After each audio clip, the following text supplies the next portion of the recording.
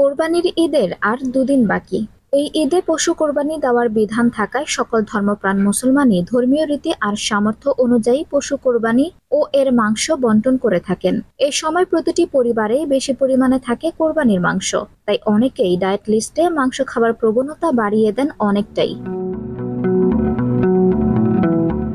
ঈদ উপলক্ষে কোরবানির মাংস রান্না করার পাশাপাশি থাকে আরো অনেক মুখরোচক খাবার, যা কোরবানির মাংস খাওয়ার পাশাপাশি আমরা খেয়ে থাকি।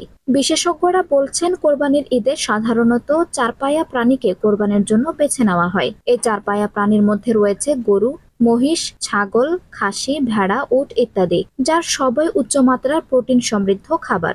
এই উচ্চমাত্রার প্রোটিন সমৃদ্ধ খাবারের সঙ্গে ঈদের আনন্দ হিসেবে থাকে আরো নানা খাবারের আয়োজন, যা আমাদের শরীরের ঝুঁকি বাড়িয়ে দিয়ে ঈদের আনন্দ মাটি করে দিতে পারে। তাই আসুন জেনে নিই উচ্চমাত্রার এই মাংস খাওয়ার পর কোন খাবারটি ভুলেও খেতে পারবেন না। ভারতীয় সংবাদ মাধ্যম নিউজ 18 বাংলায় এ বিষয়ে একটি প্রতিবেদন প্রকাশিত হয়েছে, যেখানে তুলে ধরা হয়েছে বিখ্যাত আয়ুর্বেদিক চিকিৎসক নিকিতা কোহেলির পরামর্শ। আয়ুর্বেদিক চিকিৎসক নিকিতা কোহেলি মনে করেন, মাংস খাওয়ার সঙ্গে বা খাওয়ার পর একটি খাবার খাওয়ার প্রবণতা আমাদের শরীরের জন্য মারাত্মক ক্ষতিকর হতে পারে।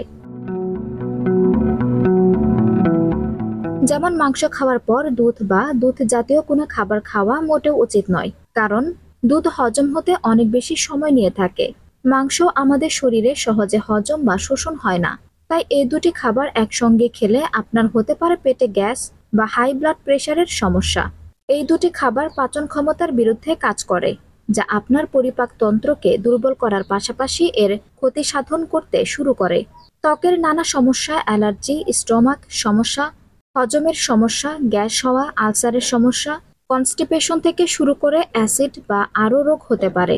তাই কোরবানির ঈদে ডেজার্ট হিসেবে দুধের পায়েস, ফিরনি কিংবা মাংস রান্নায় তরল দুধ ব্যবহার করা থেকে বিরত থাকুন।